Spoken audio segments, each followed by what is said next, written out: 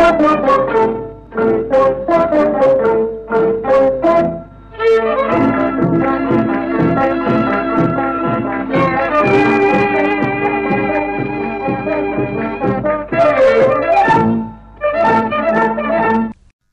मित्रांनो, मी श्वेता आपल्या सगळ्यांचं युववाणी कार्यक्रमात खूप खूप स्वागत करते. युवक मित्रांनो, रहीमन यांचा एक दोहा आहे. रहीमन जिव्हा बावरी कही गे सरग पताल, आपू तो कही बिहतर रही ज्युती खात कपाल. जीभ आपली वाटेल ते बोलून तोंडात जाऊन बसते आणि जोडे मात्र कपाळाला खावे लागतात. तेव्हा आपल्याकडे संभाषण कौशल्य असणं खूप महत्त्वाचं आहे. बोलण्याच्या परीतरी किती व्याख्यान, आख्यान, वचन, प्रवचन, विवेचन, प्रतिपादन, निरूपण, वक्तृत्व, निवेदन, वचनामृत, तोंडपट्टावाणी, वदंती, घोषणा, उक्ती, तोंडपाटलकी आणि बरेच काही. पण एकूणच या संज्ञा संकल्पनाच्या सीमा व परिभाषा समजून घेतल्या तर भाषणाचे मर्म आपल्याला कळते. नाहीतर मग काय, उचलली जीभ की लावली टाळ्याला असं होतं. शब्दाशब्दांच्या सेतूमुळे मने जवळ येऊन ती जोडली जातात. म्हणून बोलणाऱ्याने ऐकणाऱ्याचेही ऐकावे. यातूनच शब्दांचे दळणवळण होते, ज्ञानाचे क्षेत्रफळ विस्तारते. संभाषण हाच सकळजन शहाणे होण्याचा खरा मार्ग आहे असं म्हटलं जातं आणि त्यातून सबुरी आणि संयमाचे संगोपन व संवर्धन होऊन मनामनाची कवाडे स्वागतशील होतात. तेव्हा युवक मित्रांनो, भाषण आणि संभाषण करिअरच्या दृष्टीने, सक्सेसच्या दृष्टीने तर खूप महत्त्वाचे आहेतच, पण आपल्या दैनंदिन जीवनात भाषण आणि संभाषण खूप महत्त्वाचा रोल प्ले करतात. तेव्हा प्रॉपर भाषण आणि संभाषण कसं असावं, त्यात नेमकेपणा, नीटनेटकेपणा कसा असावा, ही संभाषण कौशल्ये आपण कशी आत्मसात करू शकतो, तेव्हा याविषयी आपल्याला आज माहिती देणार आहेत सचिन वायकुळे सर. नमस्कार सर, आपला आकाशवाणीच्या युववाणी कार्यक्रमात खूप खूप स्वागत. नमस्कार सर. खरं तर पर्सनॅलिटी डेव्हलपमेंट असेल किंवा करिअर असेल, सक्सेस असेल, या सगळ्यासाठी भाषण आणि संभाषण खूप महत्त्वाचं आहे युवकांसाठी. तेव्हा सर, पहिल्यांदा आपण भाषणाबद्दल बोलूयात. तर भाषण याबद्दल आपण अनेकदा ऐकतो, बोलतो, खूप जणांच्या खूप पॉप्युलर भाषणं आपण ऐकतो सर. पण नेमका भाषणाचा इतिहास काय आहे आणि मग त्यानंतरच्या या भाषणाच्या कलेच्या विकासाबद्दल आपण नेमकं काय सांगताल? शतेषु जयते शूरा सहस्त्रेषुच पंडिता वक्ता दशसहस्त्रेषु दाता भवती वाणवा असं म्हणतात. म्हणजे वक्तृत्व आणि वक्ता हा 10,000त एक जन्माला येत असतो आणि त्यानुसार हे भाषण, या भाषणाचं महत्त्व वाढत राहिलं. खरं तर चिमणी चिवचिव करते, कावळा कावकाव करतो, गाय हंबरते, सिंह गर्जना करतो, घोडा खिंकाळतो, हे सगळे मनोगत व्यक्त करण्यासाठी आवाज काढत असतात आणि माणूस बोलतो. आता माणसाच्या तोंडून सुरुवातीला क असा अतुटक उच्चार आला होता आणि पुन्हा आणि माणसाने जीवनाचा प्रारंभ केला. पुढे हळूहळू विकसित होत गेल्यानंतर माणूस बोलायला लागला. नंतरच्या पिढ्यांनी बोलण्याची कला आणखी विकसित केली. कालांतराने ग्रीक आणि रोमनमध्ये सर्वात आधी या भाषण कलेचा विकास होताना दिसला आणि ग्रीकमध्ये मग कोरॅक आहे, डेमोस्थेनेस आहे, यांनी भाषण कलेला अगदी उंचीवर नेलं. ते त्याचे प्रणेते मानले गेले. त्यानंतर इसवी सन पूर्व 470ला सॉक्रेटिस, त्यानंतर प्लेटोनंतर ऑरिस्टॉटल, या सर्वांनीच भाषणाला पुढं नेण्याचा प्रयत्न केला. हा प्रवास ज्यावेळेला भारतामध्ये आला त्यावेळेला आपल्याकडं भगवान गौतम बुद्ध आहेत, वर्धमान महावीर असतील, शंकराचार्य असतील, स्वामी विवेकानंद असतील, स्वामी दयानंद सरस्वती, गुरु रामदास, श्रीनिवास शास्त्री, गोपाळकृष्ण गोखलेत, सरोजिनी नायडू आहेत, डॉक्टर राधाकृष्णन आहेत, गुरु गोविंद सिंग आहेत, विनोबा भावे आहेत, पुढे महात्मा गांधी, त्यानंतर डॉक्टर बाबासाहेब आंबेडकर आहेत, सरदार वल्लभभाई पटेल आहेत, लाला लजपतराय, लोकमान्य टिळक, सुभाषचंद्र बोस, इंदिरा गांधी, अशा अनेक सामाजिक आणि राजकीय वर्तुळामध्ये आणि पातळीवर या वक्तृत्वातून ही माणसं जनमानसावर आपला प्रभाव टाकत राहिली. अगदी. आणि मग हा असा भाषणाचा इतिहास एकूणच आपल्याला सांगता येतो. हो, नक्की नक्की. मग सर, भाषणाची नेमकी सूत्रे काय आहेत आणि मग प्रभावी भाषण करायचं याच्या प्रशिक्षणाची सुरुवात कशी झाली? म्हणजे याच्यासाठी आपल्याला अमेरिकेचे डेल कार्नेगी यांचं नाव स्मरणात घ्यावं लागेल आणि कायम ते ठेवावं लागेल. अमेरिकेमध्ये डेल कार्नेगी यांनी 1912ला हा अभ्यासक्रम तयार केला होता आणि भाषणाचं महत्त्व त्यांनी ओळखलं होतं आणि त्यानुसारच मग त्यांनी तो अभ्यासक्रम तयार केला, त्याच्यामध्ये सूत्र मांडली. भाषणाचं धाडस नेमकं कसं असावं, भाषणाच्या संबंधी कुठचे नेमके ठोकताळे आहेत किंवा कुठच्या गोष्टीची तयारी करायला हवी, हे सगळं त्यांनी त्या ठिकाणी प्रशिक्षणातून द्यायला सुरुवात केली. आणि कार्नेगी यांनी या प्रशिक्षणातनं खऱ्या अर्थानं सर्वांना दिशा दिली. आणि त्यांचा अभ्यासक्रम मुळामध्ये हा प्रशिक्षण म्हणजे नुसतं पुस्तकातलं नव्हतं, ते प्रत्यक्षात प्रत्येकाला समोर बोलवायचे आणि त्यांच्याकडनं ते तयारी करून घ्यायचे. आणि म्हणजे बऱ्याचदा आज पण असं होतं की गर्दीत पाहून जर समजा अनेक जण भाषणं करत नाहीत, गर्दीला घाबरतात. आणि खरं तर ही समोरची जी गर्दी असते आपल्या समोरची, तर ती गर्दी तुम्हाला सुळावर चढवण्यासाठी नसते, तर ती तुम्हाला डोक्यावर घेण्यासाठी असते. आणि मग ही गर्दी डोक्यावर घेण्यासाठीची आहे याची जाणीव या प्रशिक्षणातनं कार्नेगी यांनी करून दिली. आणि मग तिथून पुढे अमेरिकेतून नंतर तो बाकीच्या इतर देशांमध्ये, नंतर आपल्या भारतामध्ये असा तो त्याचा प्रवास आहे. आणि मग भाषणाचं महत्त्व प्रशिक्षणानंतर पुन्हा हळूहळू लक्षात यायला लागलं, लोक त्याच्याकडे वळायला लागले आणि असा हा प्रवास पुढे पुढे वेगानं चालत राहिला.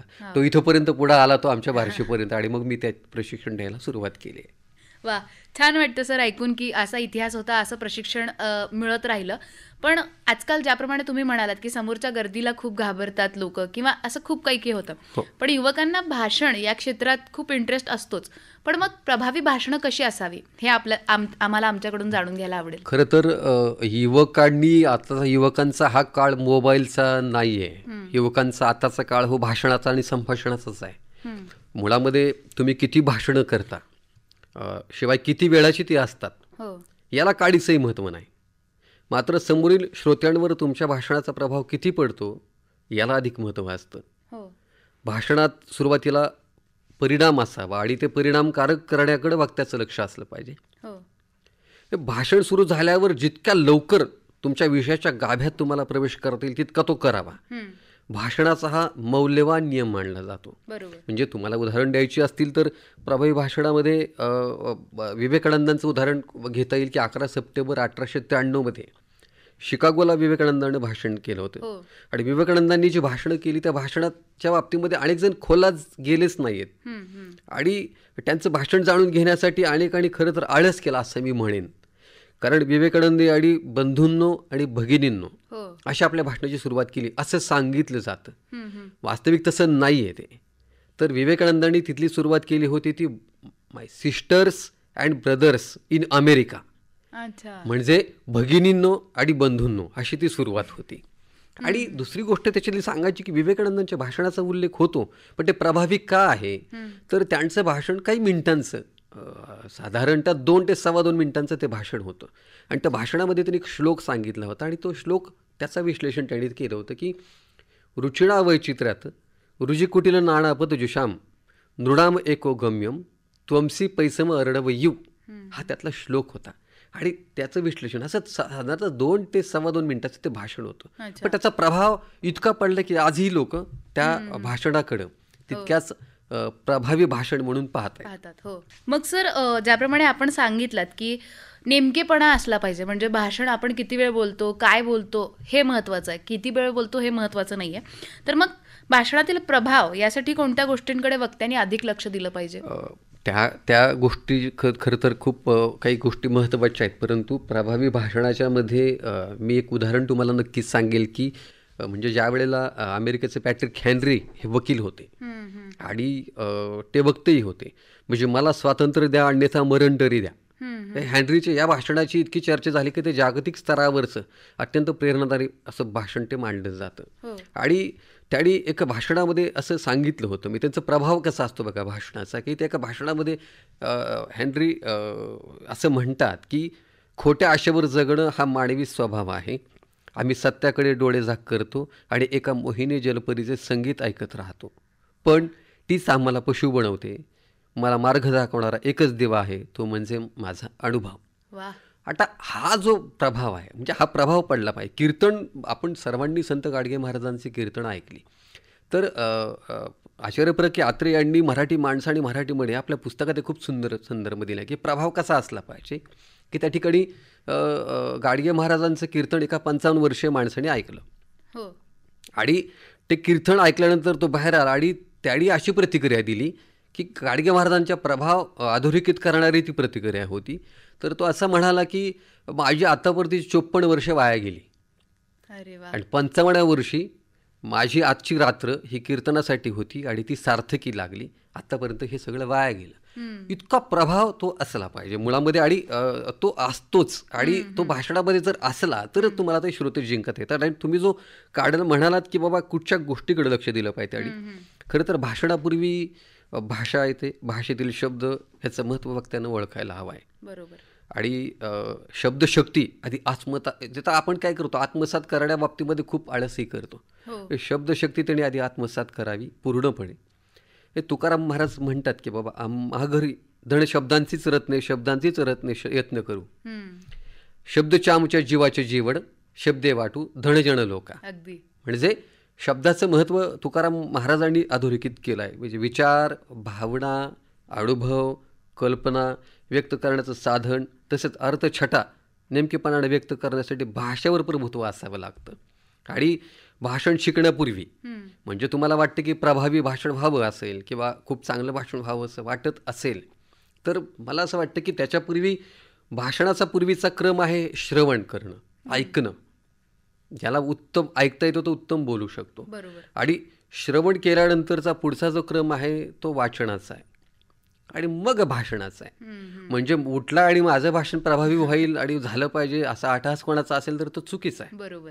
त्यापूर्वी त्याला खूप जणांचं ऐकता आलं पाहिजे, ऐकण्याची सवय त्याच्या कानाला लागली पाहिजे. या महत्त्वाच्या सूत्रांपैकी एक महत्त्वाचं सूत्र. आणि आता अलीकडं काय झालं की ही चांगली चांगली भाषणं होत आहेत. हा युवक वर्ग जो आहे, तरुण वर्ग आहे, आता ऐकायला थोडासा कंटाळा करतो असं दिसतंय. मग त्यांनी कार्यक्रमाला गेलं पाहिजे, लोक काही सांगतायत ते ऐकलं पाहिजे, काही विचार डोक्यामध्ये घेतले पाहिजेत, त्या विचाराला पण आचरणात आणलं पाहिजे, ही त्यांना दिशा दे. आणि मला असं वाटतं की युवकांनी सुद्धा या गोष्टींकडे खूप बारीकपणे बघितलं पाहिजे, गांभीर्याने पाहिलं पाहिजे. अगदीच. तर कारण असं म्हटलंच जातं की उत्तम वक्ता होण्याआधी तुम्हाला उत्तम श्रोता बनता आलं पाहिजे. अगदी. पण मग सर आता आपण पाहतो की या भाषणांमुळे अनेक जण जे असतात ते राजकारणामध्ये खूप मोठे मोठे झेंडे लावतात. तेव्हा भाषणामुळे राजकारणात संधी मिळाली अशी काही उदाहरणं आपण आम्हाला सांगताल? मुळामध्ये भाषण हा इतका प्रभावी, म्हणजे ज्याला आपण म्हणतो की मंत्र आहे, तंत्र आहे, साधन आहे, माध्यम आहे, सगळं भाषण आहे. आणि युवक वर्गांसाठी भाषण ही मोठी संधी आहे. आणि राजकारण आपण फक्त नोकरी, स्पर्धा परीक्षा इथंपर्यंत मर्यादित राहतो, पण तो राजकारण हा सुद्धा करिअरचा भाग आहे. अगदी. म्हणजे कितीतरी माणसं या राजकारणामध्ये आली आणि त्यांनी करिअर घडवलं. म्हणजे राजकारण म्हणजे उगीच काहीतरी असं अजिबात नसतं, त्यालाही एक प्रकारची प्रतिष्ठा आहे. आणि राजकारणातल्या जर बाबा केवळ भाषण या गुणांवर जर राजकारणातली माणसं आपण तपासायला लागलो किंवा आपण त्याची चर्चा करायला लागलो तर साधारणतः बघा आपल्याकडं माजी पंतप्रधान इंदिरा गांधी होत्या, आताचे आपले सध्याचे पंतप्रधान नरेंद्र मोदी आहेत, भाजपच्या सुषमा स्वराज ह्या उत्तम वक्त्या होत्या, प्रमोद महाजन हे वक्तृत्वामुळेच ते त्यांचं नाव ठळक झालं. आपल्याकडं आर आर पाटील हे कित्येक जण सांगतात की त्यांच्याकडचा भाषणाचा गुण ओळखला पवारसाहेबांनी आणि त्यांना पुढे पुढे संधी मिळत राहिली. हीच बाब म्हणजे हीच घटना किंवा हेच वाट्याला आलं ते विलासराव देशमुख यांच्या. म्हणजे विलासराव देशमुखांचा जो गुण होता तो उत्तम वक्तृत्व त्यांच्याकडे होतं. तो प्रवास पुढे आमच्या सोलापूर जिल्ह्याकडे जेव्हा येतो त्यावेळेला लक्ष्मणराव ढोबळे यांचं नाव आपण नेहमी स्मरणात ठेवतो. आणि अलीकडचं जर उदाहरण द्यायचं असेल तर ते तरुणांसाठी खूप महत्त्वाचं आहे की भाषण हे काय करू शकतं. तर भाषण आमदारही करू शकतं. याचं उदाहरण म्हणजे अमोल मिटकरी आताचे. म्हणजे हे राजकारणात आले तर ते भाषणाचं उत्तम उदाहरण म्हणूनच आपल्याला त्या युवकांना त्यांच्याकडे पाहावं लागेल. आणि युवकांसाठी ते खरं उदाहरण आहे. आपण पक्ष थोडासा बाजूला ठेवू, आपण थोडासा धोरण बाजूला ठेवू, पण भाषण या विषयाची चर्चा करायला लागू त्यावेळेला ही नावं, या घटना खूप महत्त्वाच्या आहेत मला वाटतं. अगदीच. आणि भाषणामुळे या अशा वेगवेगळ्या संधी सुद्धा आपल्याला मिळतात. सर मग भाषणामध्ये असं म्हटलं जातं प्रकर्षाने की बोलणं खूप महत्त्वाचं आहे, पण या सगळ्यामध्ये मला वाटतं की देहबोली सुद्धा तितकीच महत्त्वाची. तर मग उत्तम भाषणात देहबोलीचा कितपत वाटा राहतो सर? देहबोली हा एक खूप महत्त्वाचा पैलू या भाषणासाठी आहे. पण त्या देहबोलीच्या अगोदरचा जो टप्पा आहे मी तुम्हाला सांगितला तो भाषणाचा होता. आणि बरं मुळात भाषणासाठी देहबोलीसाठी जर अगोदर काय हवं असेल तर ते आत्मविश्वास आहे. आणि समजा विलक्षण आत्मविश्वास वक्त्याच्या ठाई जर असेल त्याच्या ठाई जर तो आत्मविश्वास नसेल तर तो काही करणार नाही, बरोबर. पण तो त्याच्या ठाई आत्मविश्वास असेल तर तो नक्कीच त्याच्यामध्ये यश संपादन करू शकतो. की आत्मविश्वास शून्यता सर्वात धोकादायक आहे. बरोबर. म्हणजे ही ज्यांच्या ठाई आत्मविश्वास शून्यता ही स्थायी भावना आहे. मला असं वाटतं की ते प्रभावी भाषण काय, साधं भाषण पण नाही करू शकणार. अगदी. आणि म्हणजे मला बाईन्स्टेचं उदाहरण आता द्यावं असं वाटतं मला. बाईन्स्टे हा एक उत्तम विचारवंत होता. तर त्यांचं एक खूप सुंदर वाक्य होतं की ते काय म्हणत होते की ज्याने आत्मविश्वास गमावला त्याच्यापाशी गमवण्यासारखं दुसरं काही शिल्लकच राहत नाही. बरोबर. म्हणजे देहबोलीच्या आधी भाषणाच्या आधी आत्मविश्वास आहे, पण पुढे देहबोलीच्या विषयाची आपण चर्चा करायला लागतो त्यावेळेला खरं तर वक्त्याला व्यासंगाबरोबरच हातवारे, डोळ्याचे संकेत आहेत, पायांची हालचाल आहे, बोलताना मुठी आवळण्याच्या संबंधीच्या काही गोष्टी आहेत. म्हणजे या संबंधी खूप माहिती असावी लागते, कारण ही प्रतीक आहेत, हे संकेत देत असतात आपल्याला भाषण करताना. आणि भाषण करताना योग्य हातवारे, चेहऱ्यावरील भाव, शब्द सामर्थ्य असा संयुक्त प्रभाव श्रोत्यांवर पडत असतो. चार्ल्स डार्विन आणि देहबोलीविषयीचा सविस्तर अभ्यास करून त्यावर प्रचंड लेखन केलं. हावभाव, खाडाखोडा, हालचालीतून व्यक्त होण्याची माणसाची पद्धत डार्विनने विस्ताराने लिहून जगासमोर ठेवले. म्हणजे बघा की पूर्वी हिटलर असा मुठी आवळायचा, म्हणजे मुठी आवळून करणारं भाषण जे असतं तर त्या भाषणामध्ये काय असतं की एक द्वेष असतो, एक चीड असते, आणि म्हणून हिटलर नेहमी असं मुठी आवळायचा. आणि आपण ज्या वेळेला एखादं समोरच्याकडं बोट करून बोलतो, बोट असं आपण बऱ्याचदा भाषण करताना आपण पाहतो की बोट करून बोलतोय तो. हे बोट करून बोलणं ते देहबोलीचा संकेत असा सांगतो की बोट करून बोलणारा वक्ता हा उद्धट आहे. तर अशा अनेक गोष्टी की जो एखादा वक्ता पायाची तिडी घालतो किंवा पायाची फुली करून तो उभारलेला असतो डायस समोर, तर त्याच्यामध्ये तो डायसमोर उभा राहतो याचा अर्थ की त्याचा संकेत असा मिळतो की त्याच्यातला आत्मविश्वास हा गळून पडायला लागलेला आहे किंवा तो त्याच्यामध्ये खूप कमी आत्मविश्वास आहे, तो भीतोय. आणि मग खूप गोष्टी अशा आहेत की त्या आपण म्हणजे हात वारे केल्यानं भाषणाचा इचका पण होतो खूपदा. त्या तर संकेत तर जातात, परंतु हातवाऱ्यांच्या गोंधळामध्ये काही वेळेला डायसवरचा पाण्याचा एखादं भांडं असेल ते पण पडतं किंवा मग ह्या सगळ्या गोष्टीची फजिती होती, तो भाग तर वेगळाच आणखी. त्यामुळे मला असं वाटतं की देहबोलीवर तुमचा चेहऱ्यावरचा भाव आहे, तुम्ही कसं उभारता, तुमचा ताठपणा आहे, तुमच्या दोन्ही हातांवर तुमचं असलेलं नियंत्रण, या सगळ्याच गोष्टी या देहबोलीमध्ये मोडतात. आणि देहबोली हे भाषणातला अत्यंत महत्त्वाचा पैलू असं मला वाटतं. अगदीच सर.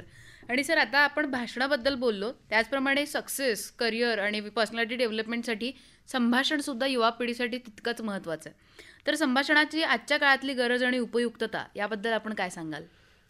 खरं तर बोलण्याने जातेही आणि बोलण्याने येतेही. भाषणापेक्षा आजच्या काळात खरी गरज कशाची असेल तर ते उत्तम संभाषणाची आहे. अगदी. याच्यामध्ये कुठे बोलावं, कुठे शांत बसावं हे ज्याला कळतं तो उत्तम संभाषण कौशल्य आत्मसात करू शकतो. कुटुंबात, कार्यालयात किंवा दैनंदिन बोलण्यातही आपण अनेकदा चुका करतो. या चुका जितक्या टाळता येतील तेवढ्या टाळणे हीच उत्तम संभाषणाची सुरुवात म्हणावी लागेल. अगदीच.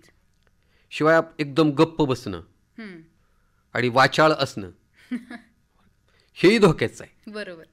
आणि चांगले बोलता यावेच, मात्र केवळ चांगलं बोलून चालणार नाही, नुसतं गोड बोलून चालणार नाही. कामापुरतं गोड बोलून आपण बरीच कामं करून घेतो, परंतु ते म्हणतात ना की प्रसंग आया बाका तो गदे को कहे काका, या लोकवचनाप्रमाणे माणसाला अडचणीत आलो की गोड बोलण्याची सवय लागते, तर तशी ती नसावी. एक उदाहरण त्याचं द्यायचं झालं तर बघा ना की कुठे बोलावं काय, की महाभारतामध्ये शंतनू राजाचा पुत्र पितामह भीष्म ज्यावेळेला धृतराष्ट्राने दरबार भरवला कौरवाच्या पांडवाच्या युद्धासंबंधी, युद्ध का नको याच्यासाठी भीष्म हे खूप काही बोलू शकले असते, पण भीष्म तिथे शांत बसले, काहीच बोलले नाहीत. पुढे इंद्रप्रस्थ पाहायला पांडवांनी दुर्योधनाला निमंत्रण दिलं, दुर्योधन पाहायला आला आणि तो पाण्यात पडला. पण त्यावेळेला द्रौपदी वरच्या मजल्यावर त्या ठिकाणी खिडकीमध्ये बसलेली होती, तर तिने तिथे शांत बसायला हवं होतं. तर ती म्हणाली की अंधे का बेटा की रांधा. जिथं बोलायला नको तिथं भीष्म शांत बसले, जिथं म्हणजे बोलायला हवं होतं तिथं तिने बोलले नाहीत, आणि जिथं बोलायला नको होतं तिथं द्रौपदी बोलली.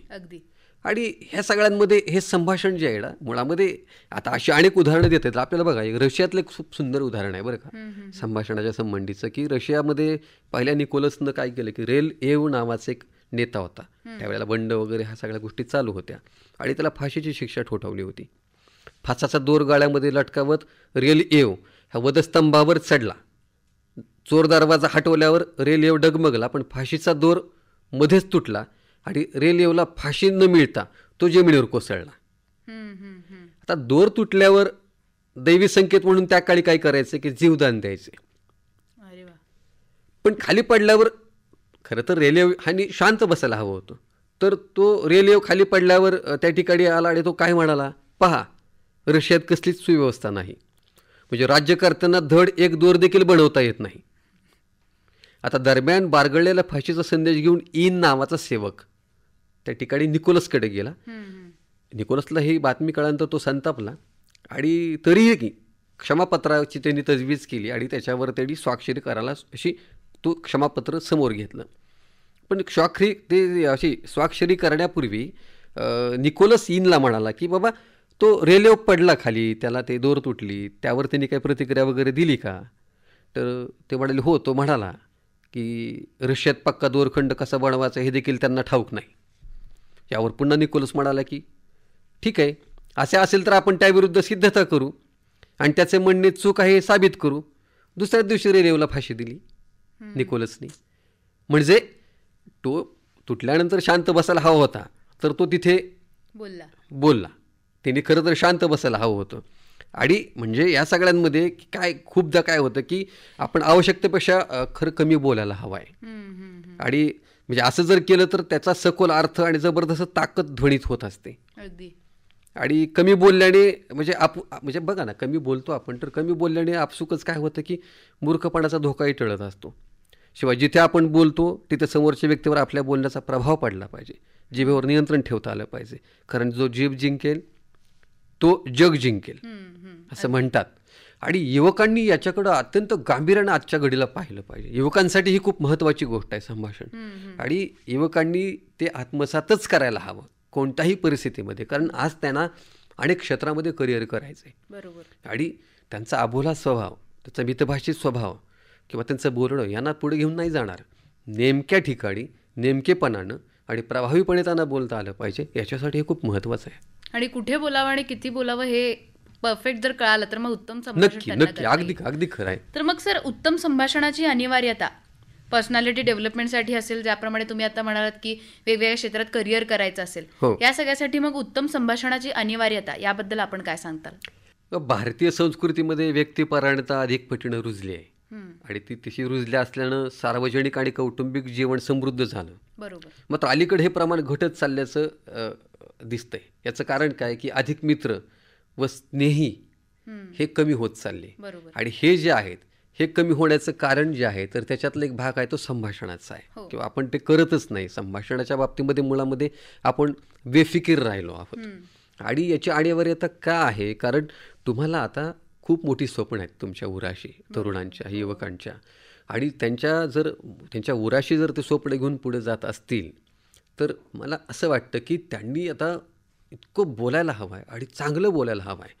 आणि संभाषणाची ही जी काही अशी पडद्याआड चाललेली जी काही गोष्ट आहे तिला पुन्हा आणि प्रकाश झोतात आणायला हवं आहे. कारण संभाषणाची अनिवार्यता इतक्याचसाठी आहे की तुम्ही आता जर तुमचं स्वतःचं नाही तुम्ही सांगितलं तर दुसरं कुणी नाही सांगणार त्या संबंधी. आणि समजा जर तुमच्या वतीनं मी येणार नाही सांगायला तिथे किंवा माझ्या वतीनं दुसरं कुणी सांगणार नाही. एखाद्याला मुलाखतीला जायची वेळ असते, एखाद्याला अधिकाऱ्याला बोलायचं असतं, तो गडबडतो, तो गोंधळतो, त्याचे शब्द अडकतात, तो एकदम असा गावावर गुंडी उडाल्यासारखं साधं असं वरिष्ठांना बोलताना सुद्धा होतं. हे का होतं? तर या सगळ्या गोष्टींमध्ये आपण खूप दूर चाललो आहोत. बरोबर. त्यामुळे आजच्या घडीला याची अनिवार्यता मला खूप महत्त्वाची वाटते. अगदीच. आणि मग सर, नवीन पिढी संभाषण चातुर्य विकसित करण्यात कमी पडते असं आपल्याला वाटतं का? आणि मग जर कमी पडत असेल तर मग त्यांनी नेमकं काय करावं? ही नवीन पिढी कमी पडते हे नक्की खरं आहे. कारण अलीकडं आपल्याकडं असं झालं की मोबाईलने आपल्याला व्यापून टाकलं अक्षरशः. आणि मग सोशल मीडिया हा खूप उत्तम आहे, त्याच्या दोन्ही बाजू आहेत, परंतु आपण त्याच्या इतकं आहारी गेलो आहोत. म्हणजे 10 माणसं जरी एकत्र बसली तरी आपण त्या 10 मुलांच्या मध्ये जर आपण एखादं चित्र पाहिलं आणि एक फोटो आपण पाहतो तर त्या 10 माणसांच्या मध्ये 10 मुलांच्या मध्ये एकमेकांना गप्पा मारताना तुम्हाला चित्र दिसणार नाही. तर प्रत्येकाच्या माना ह्या मोबाईलमध्ये असतील. मला असं वाटतं की मोबाईलपासून पहिल्यांदा दूर झालं पाहिजे त्यांनी. एकतर गोष्ट खरी आहे की त्याला त्याच्यातले संभाषण जे काही कौशल्याचा भाग आहे युवकांच्या, तर तो त्याच्यामध्ये कमी पडतो आहे. कारण याचं कारण असं की तो असा व्यक्त होत नाही आहे जास्ती. आणि हे व्यक्त न होणं हे दोन्ही पातळीवर धोक्याचं आहे. पहिला धोका त्याचा असा आहे व्यक्त न होण्याचा की तो इतर वेळेला चांगलं बोलू नाही शकणार. त्याचा समजा स्पर्धा परीक्षा देत असेल आणि त्याच्या मुलाखतीचा वेळ त्याच्यावर आली असेल आणि समोर पॅनल बसलेला असेल, तर तो त्या पॅनलच्या प्रश्नांना उत्तरं देताना गोंधळेल. बरोबर. त्याला तिथे नीटचं त्याची बाजू त्याला मांडता येणार नाही, त्याला नेमकेपणा प्रश्नांची उत्तरं देता येणार नाहीत. आणि मग हाच भाग ज्यावेळेला तो एखाद्या ठिकाणी तो काम घेऊन कुठला प्रस्ताव घेऊन एखाद्या अधिकाऱ्याकडे जाईल खाजगी कामासाठी, त्याचं नेमकं काम त्याला त्या ठिकाणी सांगता येणार नाही. कारण त्याला समोरच्याला बोलायचं कसं, किंवा त्या संबंधित सराव पण नाही, त्या संबंधित त्याचं गांभीर्य नाही, त्या संबंधित त्याचं महत्त्व त्याला ज्ञात नाही. आणि मग हे सगळं असताना हा धोका म्हणावा लागेल. दुसरा धोका जो आहे संभाषण नसल्याचा किंवा व्यक्त न होण्याचा, तर व्यक्त न होण्यामुळं एकटेपणा, एकलकोंडेपणा वाढण्याची भीती आहे. आणि अलीकडे बघा अशा घटना घडल्या की आता घरामध्ये आलात तर मुलगा आईवडिलांची किती गप्पा मारतो. तुम्ही एकदा जर पाहिलं तर तपासून पाहिलं तर हे लक्षात येईल. मुलगा आईवडिलांची गप्पा कमी मारतो. वडील, मुलगा, आई, भाऊ ह्याच्यामधल्याचा संभाषणाचा जो काही वर्तुळ आहे ते जितकं अपेक्षित असावं तितकं नाही आहे. आणि जर समजा असं असेल तर आता हा तरुण म्हणजे अब्दुल कलामांनी सांगितलंय की बाबा तुमच्या जीवावर ही देश महासत्ता होते आणि मी स्वप्न पाहिलंय. आणि मुलं आता म्हणतायत अलीकडे डिप्रेशन आलं, एकटेपणा आला, एकलकोंडेपणा आला, व्यक्तच व्हायला तयार नाही आहेत ते. म्हणजे संभाषण कौशल्य आणि चातुर्य हा पुढचा टप्पा झाला. त्याच्या अगोदरचा टप्पा मुळात आहे संभाषणाचा आहे. तो मुळात आपल्याला तो करावा लागेल. आणि म्हणजे आता खूपदा असं आहे की असं वाटतं की आपल्याला बरेच जण म्हणतात की या ठिकाणी आता हे काही शिकण्याचं वय आहे का, हे शिकावं का. पण विनोबा भावेंना एकडे विचारलं होतं की बाबा किती वेळ शिकत राहिलं पाहिजे. त्यावेळेला बाबा म्हणाले की शिकण्याची शक्ती शाळेत संपादन करावी आणि नंतर शिकतच राहावं. चालण्याची शक्ती निर्माण केल्यानंतर आपण चालायचं सोडतो का, चालतच राहतो ना. त्यामुळे जगणं आणि शिकणं यांना एकमेकापासून अलग नाही केलं पाहिजे. वा, अगदी सर, खरंच तुम्ही खूप छान माहिती आम्हाला सांगितली भाषण, संभाषण या सगळ्यांबद्दल. आणि आज युवकांना त्यांच्या सक्सेससाठी, करिअरसाठी खरंच या सगळ्या गोष्टी खूप महत्त्वाच्या आहेत. त्या तुम्ही नेमकेपणाने सांगितल्यात, त्याबद्दल आपले खूप खूप आभार. धन्यवाद. तेव्हा युवक मित्रांनो, आज आपल्याला प्लेसमेंटसाठी, इंटरव्ह्यूसाठी, सगळ्याच गोष्टींसाठी महत्त्वाचे कौशल्य म्हणजे संभाषण व संवाद कौशल्य हे आपल्याला सतत गतिशील आणि क्रियाशील बनवतात, सतर्क आणि सावधान बनवतात, प्रगतीला कायम पोषक वातावरण तयार करतात. तेव्हा भाषण आणि संभाषण याबद्दल आपण नेमकं सगळं ऐकून घेतलंय सचिन वायकुळे सर यांच्याकडून. तुम्हाला थोडासा आत्मविश्वास डेव्हलप झाला असेल, कॉन्फिडन्स डेव्हलप झाला असेल की हो आता आपण प्रॉपर संभाषण करू शकतो, कारण आपल्याला कळालंय नेमकं की संभाषण कसं केलं पाहिजे आणि त्यात कुठल्या कुठल्या गोष्टी या महत्त्वाच्या आहेत आणि अनिवार्य आहेत. तेव्हा युवक मित्रांनो, जाताना इतकंच सांगेल की असं म्हटलं जातं की आजचा संघर्ष हा उद्याचे सामर्थ्य निर्माण करतो. तेव्हा प्रयत्न करत राहा आणि आपल्या प्रयत्नांमध्ये सातत्य ठेवा. चला युवक मित्रांनो, माझी युववाणी कार्यक्रमातून रजा घ्यायची वेळ झाली आहे. काळजी घ्या आणि नक्कीच संघर्ष आणि प्रयत्न करत राहा. चलो, बाय.